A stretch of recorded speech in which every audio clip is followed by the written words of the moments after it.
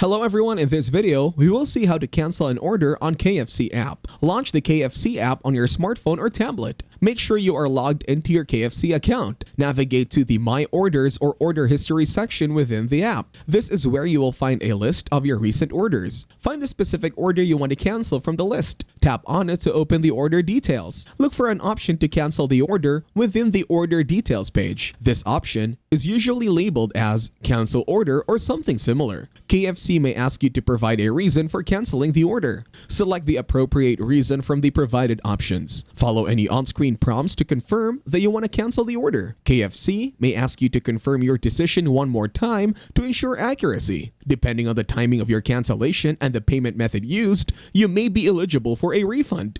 KFC will typically provide information about the refund process at this stage. After confirming the cancellation, wait for a confirmation message or notification from the KFC app. This confirms that your order has been successfully canceled. If you found this video helpful, you can thank me with a like and subscribe to the channel. See you in another video.